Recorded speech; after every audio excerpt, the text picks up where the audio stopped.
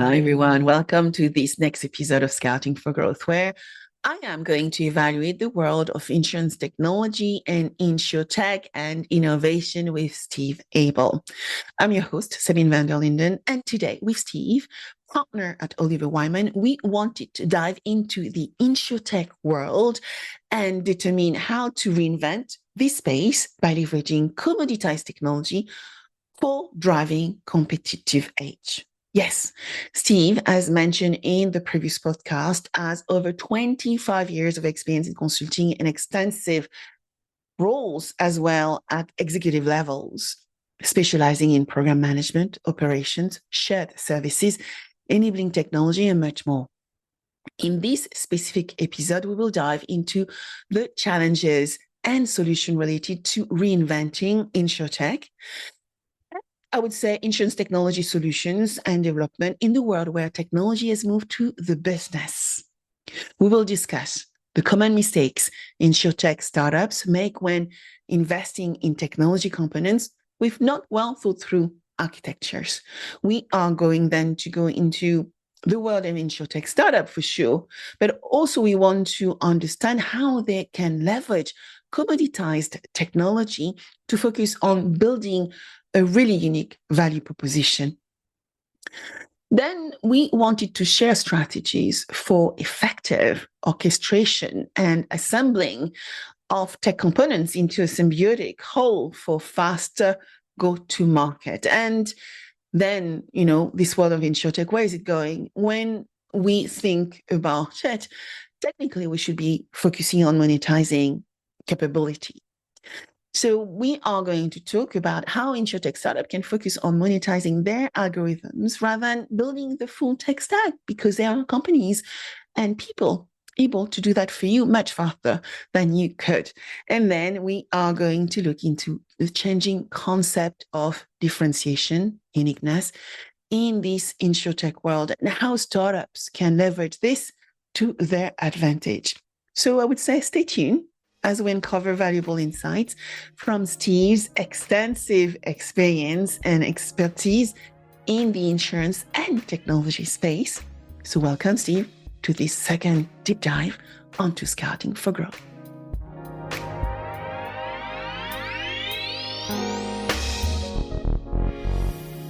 Hi, Steve. Thank you so much for joining me on Scouting for Growth for the second conversation on the insurance technology world.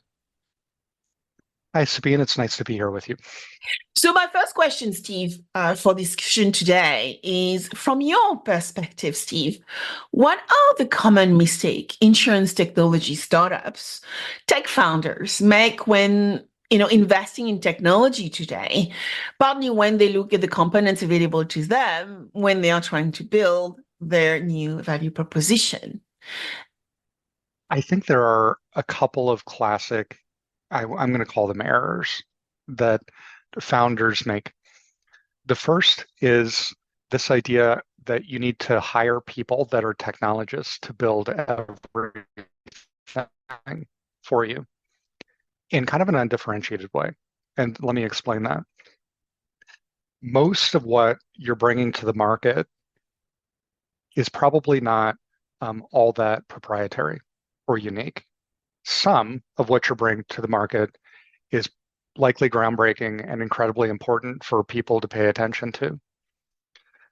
So I want to pivot on two concepts. The first is this idea that everything must be built for your solution to go to market. That's a drag on money. It's a drag on speed. And you may lose focus on what's important to your business model. So this concept of reuse of available componentry that exists at very low or no costs is incredibly important. The second point I'm going to make, and I'm actually going to make three, is this concept of speed. If you're an InsurTech, you're burning through time and capital fast. So how can you assemble your solution in a way that you can test the market as quickly as feasibly possible?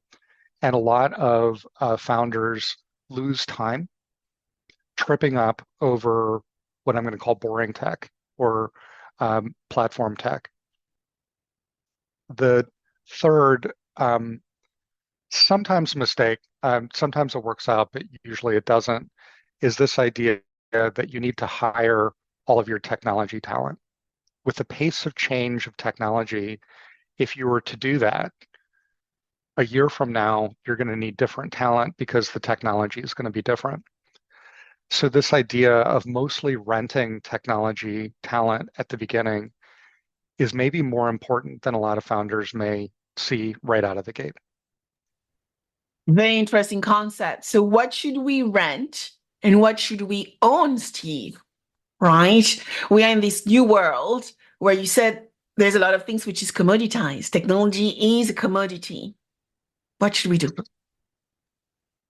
So obviously, if you're a founder with a great idea, anything that's core to that great idea, you need to own. So in the beginning, technology may not be core to your great idea. So you may not need to own any of the resources with the technology. You need to own the intellectual property. But as you're building out your proof of concept, is there anything so special in your proof of concept that's your core to your business? And again, back to this idea that a lot of founders say, boy, the first thing I need is a CTO. Well, you need someone filling that CTO role, but is the person you're going to hire now going to be the same person that you're going to need a year from now, or 2 years from now, or 4 years from now? Maybe not. Now, as your technology matures, there are going to be features of what you're building that are very unique to your business and very unique to your product and your business model. At that point, thinking about hiring a very thin management team, maybe it's one person, a CTO, becomes important. But again, critically assessing when is that necessary. CTOs are very expensive if you want to hire a good one. And if you're operating on a shoestring budget, or you're prioritizing every last dollar because your investors want you to, making that choice to have an extremely expensive hire that's going to burn up a lot of your capital and your cash fast is an extremely important one, and timing that decision is extremely important. And again, even after you, let's say, onboard a CTO and you've got a hugely talented person that's going to be with you for the duration, having that person and yourself critically assess what technical talent is absolutely necessary to be core to your vision is as important as thinking about your architecture and your tooling in terms of what is generically available and what needs to be part of your secret sauce. So interesting. Let's go into context. When we think about insurance technology providers, we have the technologists, right? The one who are creating the platform. We have the distributors, the MGAs, who actually providing, underwriting capacity and enabling insurers, carriers to be more effective with niche market segments. We have, and I would put the brokers as well, distribution in that bucket. And then we have the carriers, right? The one who are building the full stack, layers by layers to serve a very specific market. Let's say, home insurance in new ways, using technology and IoT to actually detect things and protect our homes. Let's think about mobility, the future of mobility. Now we are looking at autonomous driving. How does that work? Tell us, what is core? What is non-core? So if you're an InsurTech provider, you should pat yourself on the back a little bit, because most innovation that's occurring in this space is from founders, from companies that you may be incubating, you may own. You're the force of innovation in this sector, and that's incredibly important. It's important for your investors because they want a return on their investment. It's important for the sector because the huge advancements in the distribution space, the carrier space, all of your customers are because of you. And it's probably important to you if you're a founder to say, how can I provide a market relevant set of solutions and how can I make money? Um, Doing so in a responsible way is incredibly important. And uh, that's the reason we're here, Sabine. Yeah. I mean, it's all focusing on the value proposition and being very clear around value creation. So value proposition, the value component of the proposition, and being clear as to how technology augment that proposition and drive the right automation. And then we cherish and really tend to be clear around the value we are delivering for the markets. So earlier, during our conversation, we talked about orchestration. So, Mhm. what strategies can insurance technology providers, employ to effectively orchestrate and assemble technology components potentially in such a symbiotic relationship, let's say, to go faster to market? I'm going to use a slightly anonymized example of a company that was a client of ours. And this woman, brilliant woman, was a founder of this AI company, Gen AI, super on trend. Um, and she had spent a year constructing this prototype solution. And in the politest of ways, I started breaking down her solution and asking her some questions. And I said, okay, in terms of data ingestion, what did you build? And she said, I spent months building this proprietary data ingestion engine. I said, okay, data storage. She said, I built that too. I built the integration thing. I have specialized dashboards. And as we began to talk through her solution, um, it became apparent to me and to her a lot of the tools that she had spent a good amount of time making super special were right off the shelf available, sometimes for free in the marketplace. However, at the core of her platform, she had a library, she had some trained AI that was groundbreaking in the marketplace. And all I could think of is, boy, had she spent a little more of her money on that. And if she had not used up as much time, she could have had 6 or more months a lead start in the marketplace. So there's a real example of the importance of boring tech. And I think it was because she was such a brilliant product manager. She understood the market. She was a really good technologist. And in her evaluation, she could make everything a little bit better. But the exam question was, did it have to be? And which was more important, speed or perfection? Speed And of perfection. I love that. Which yeah, I guess for you and for all of us, it's really speed. We are in this world where, once upon a time, perfection was very important for us, right, Steve? But I guess we're in this world of iterative learning, right? Of providing really good milestone around delivery so that people can see where something is going. And then you can actually capture the market, the customer, the user response to make sure we are going into the right direction. So building a fully fledged technology full stack doesn't work anymore, which often I think this is what we were told in insurance. We cannot build half an insurance product often, Steve. But I guess clients are not asking fully fledged product either. Let's remember the smartphone, the iPhone. We only had three capabilities to start with. Look at where this smartphone has gone.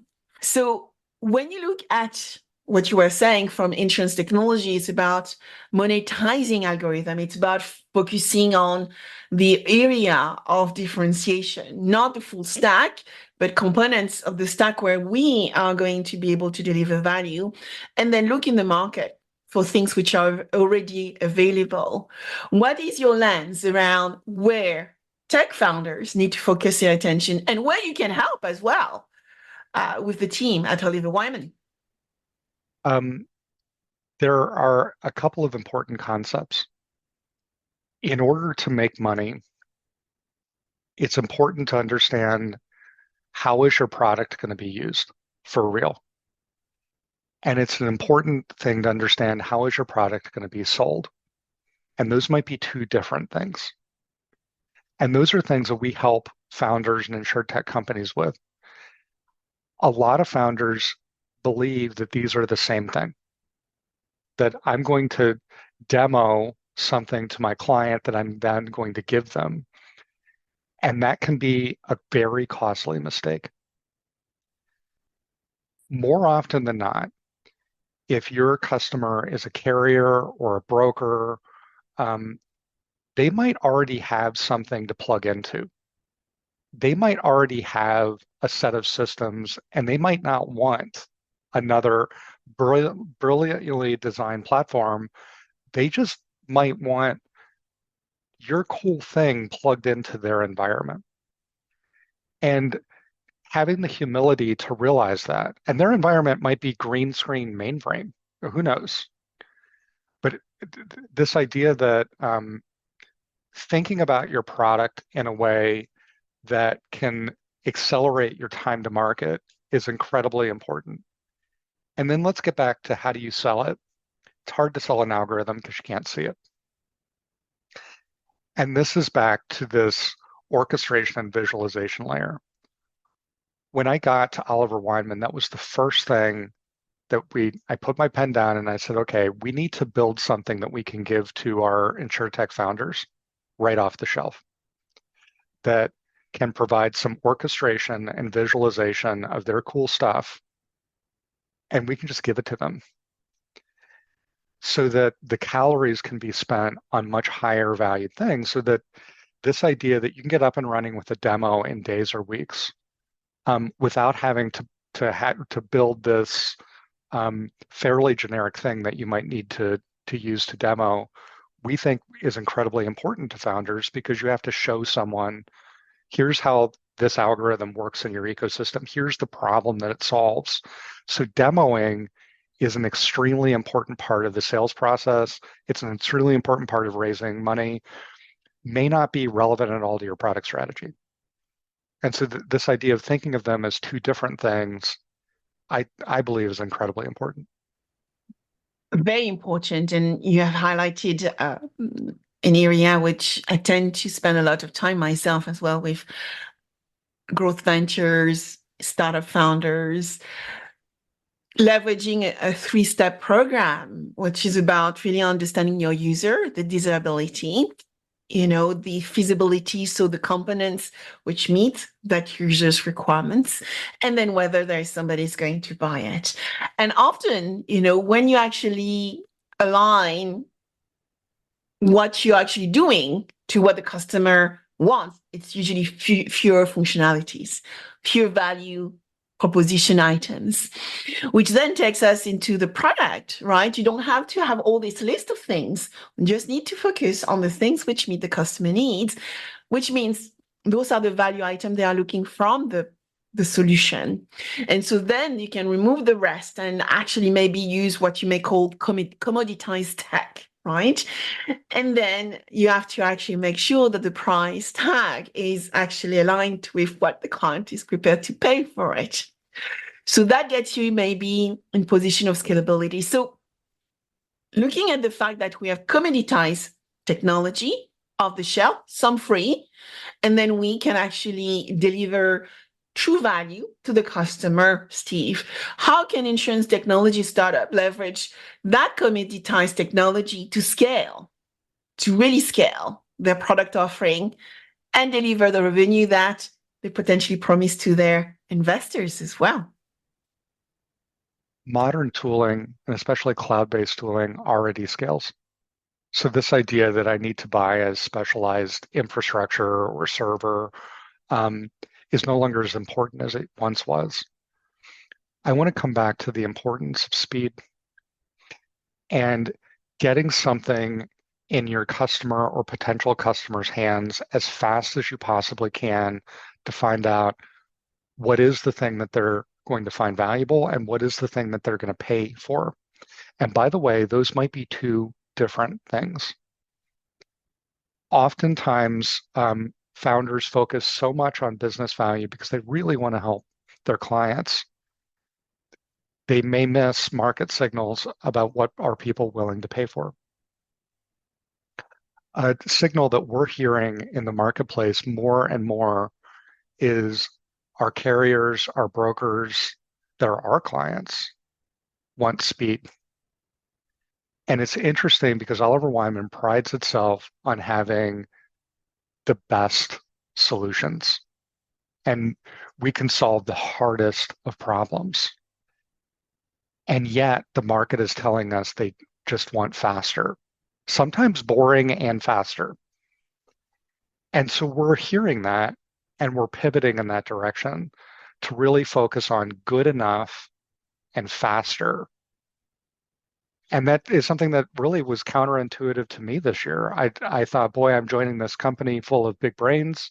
We're going to solve the most interesting problems in the universe. But that's not what the market's telling us. They're entertained by those problems, but they're willing to pay the most for speed to business utility. Yeah, I'm not surprised. I actually have a stat for you, Steve. 84% of insurers say speed is the new competitive advantage. And they can actually also see real-time analytics, instant claim settlement provide the most differentiation. So, talking about differentiation, Steve, as the concept of differentiation changing when you think about insurance technology providers, how can those companies leverage advantage, I guess, around speed to fulfill customer need? And how do you help them? Because I know you help a lot of them deliver on speed, differentiation, and be unique in the marketplace. It's this idea of moving faster than your competition. There was a military pilot. I'm going to tell the story, and if you Google this, you might find out who I'm talking about. And I believe it was in the 1950s, decided that he wanted to be the best pilot in terms of being like a fighter pilot. And in training exercises, he shot down everyone. And the military kept bringing in new people. And I think he had a $40 bet that he made to anyone, and which was a lot of money in the 1950s. He said, if you can shoot me down, I'll give you these $40. And I don't know that he ever paid it out. And the reason that he was so successful, and he said to his bosses, and he shaped modern military strategy. He said, I'm not any smarter than you. I'm not any better. I'm not stronger. But the one thing that I'm doing is I'm moving faster than you are. I observe, I orient, I act, and I make decisions faster than you. And I can beat superior military forces just by moving faster and being more agile. And if I think about the situation you're in, if you're a founder, moving faster than your monolithic competition is super important because you have monolithic competition. You have competition with deep pockets that may have bigger brains, bigger workforces, bigger everything. But if you can move faster than them, if you can listen to the market and pivot faster than your competition, you're going to dominate in the marketplace. One thing which comes to mind, Steve, is that nuance around, the word moat, right? We know about technological moat, and that is just coming to mind as I'm listening to you. So when we think about insurance technology ventures which are there, we're often told that we need to build technology which is cheaper than the customer expects the technology to be. And we need to use best of breed components that are potentially sometimes free, sometimes not, to actually achieve that value-driven statement while differentiating. So how the world of cost effectiveness, cost efficiency plays in our world when we start looking at open source technology, AI frameworks, cloud AI services, microservices. What's your view? Don't assume. I have a client that I actually approach the situation with that mindset, but I'm old enough that I don't always speak what I'm thinking. And we were having a cost conversation, and I asked about business priorities. And it turns out this particular client had some technology on a data center that was costing them way more than the technology or consulting would be. And they needed to get off of this data center. They were paying for the building, they were paying for machines, they were paying a lot of money. And this was sort of like the last thing standing to get out of this data center and move to the cloud. And at the end of the first or second conversation, what we mutually determined was the cost was not even in the top three because the external cost was so much greater by an order of magnitude than the cost of the project, the cost of the technology, the cost of anything else. And I'm going to repeat myself. The most important thing was responsible speed to move out of this data center because it was incurring these massive monthly costs. And so this idea of assuming it needs to be best in breed, assuming that it needs to be um, all perfection and pristine, that you need to be the smartest, may not be the right decision. And this idea of really thinking with your customer clearly and asking the questions, what's the most important to you from a business perspective, you may get a different answer. Yeah, yeah, absolutely. Partly when we think about technology moving to the business, and for me, having, been able to, I would use the word play with a number of generative AI platforms which are available out there. For me, that's where I can really see technology moving to the business. You mentioned low code, no code tech platforms as well, which allows business person like me, take, drop, and then start building stuff as well. So looking at the world of technology and where it's going, moving to the business function, to my mind, what does it mean for the future of insurance technology altogether, Steve? It's becoming more democratic. And I didn't use the word will or in the future today. When I got to Oliver Wyman, we built tech to make our tech more democratic, more business user centric, cheaper, more accessible, because we're in this future today where um, business users are taking more control of their destiny. The power of modern technology is here to enable your business outcomes. And again, I'm old enough to um, have existed in the pre-internet era. When browsers first came out, they were pretty complicated things. And then I'm not advertising for Google, but Google had this concept of uh, a very simple screen that intuited quite a bit and took the burden of having to find your thing out of the customer's head. And then you've mentioned iPhone, same thing. With BlackBerry had this brilliant idea of this, can you merge email, internet, phone into one device? And then Apple came along and said, but this is hard. How can I make this simpler? And in today's ecosystem, it's getting easier and easier and easier. And even this concept to build an application or a platform, do you need to know how to code? We think the answer is no. And part of the reason that we've built this orchestration layer is to give this ability to our business users to manufacture platform grade tech on the fly without having to ever code. I imagine that customers that are taking advantage of these capabilities, or if you're an InsurTech, if you're building these capabilities, you should be thinking about how do you take the burden of using your thing away from your user? And it Interesting. may be counterproductive. If you're imagining, well, I'm going to do that by creating a new user interface, or maybe your user doesn't want a user interface. Yeah. maybe you have a solution where your user just wants an alert when something happens, and they Mhm. don't want a dashboard. They just want to know um, when does something happen, or let's even go one more step further. Maybe they don't even want to know when something happens. They want your solution delivered in the background. Yeah. Yeah.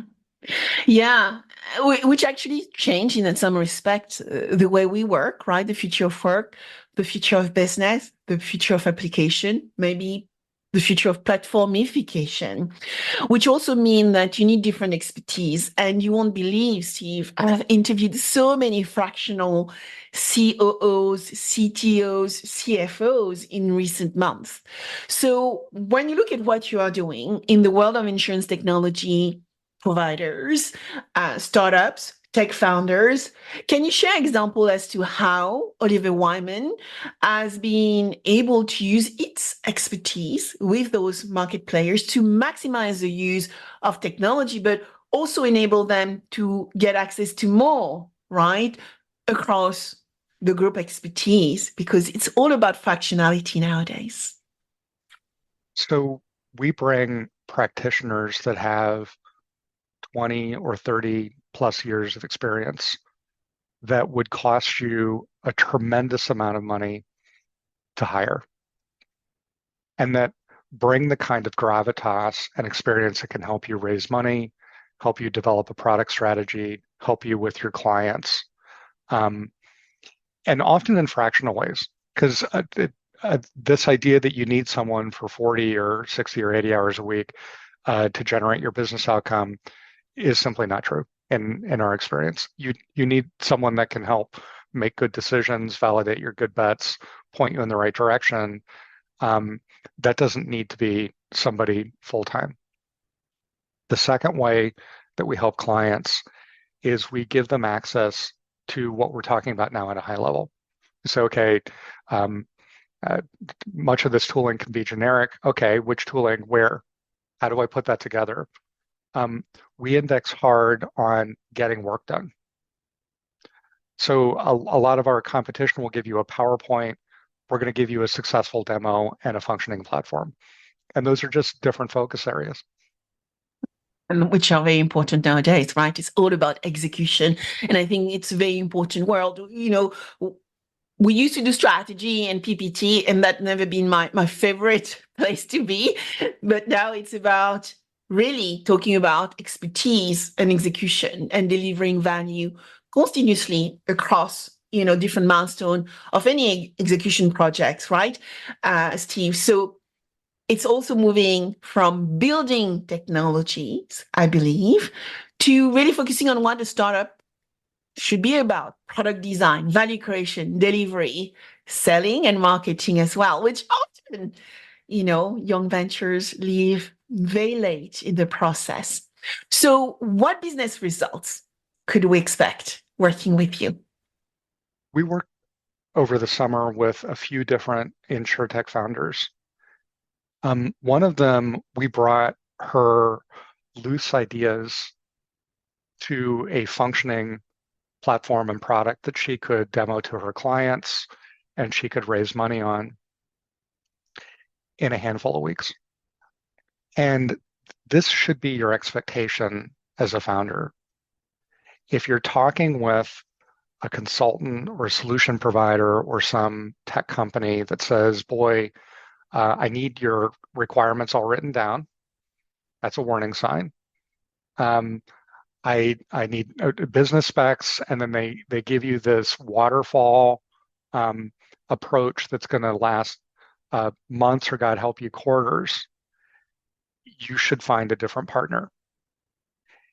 If instead your partner is saying, okay, let's have some conversations about your business strategy, and they give you some good ideas and they listen to you, and days, maybe a week or two later, you start to see it come to reality. That should be the baseline expectation. Um, you may need a PowerPoint, but that's to raise money from a venture capital firm or somebody else, and that PowerPoint might be 6 slides long. But this idea that you need complication in your world to achieve your business outcome is so last year. It is so last year. I like that statement. It should be short, it should be simple, and it should be based on the outcome we want to deliver. So, Steve, if there is any word of wisdom you would like to, those young tech ventures out there to consider to reframe the way they are going to market, what would that be? I would urge listeners to not be intimidated by the technology and not to be overconfident in your own abilities. And there's a window between those two worlds. And seek out help where you need it and believe in your idea. That's the best I can do this morning, Sabine, for words of wisdom. Very nice. And so, a reminder, Steve, where can we find you? If we want those, insurance technology provider, I would say those tech providers, because every so often, we talk to an AI startup wanting to come into insurance too, right? It's the world of tech wanting to work with insurance. Where can they find you? We'd love to help. I'd love to help. You can find our website at oliverwyman.com. You can reach me on LinkedIn. My personal work email address is steven.abel@oliverwyman.com. I'd be happy to hear from you and continue this conversation, see where we can help. Thank you, Steve, for joining me on Scouting for Growth. And thank you for this great conversation to help our technology friend to do this better. Thank you, Sabine.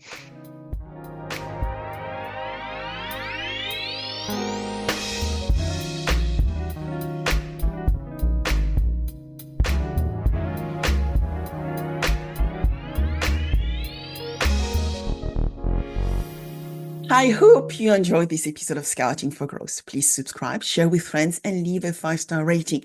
Your rating is so valuable. I review all of them, and my team help me adapt content to meet your needs.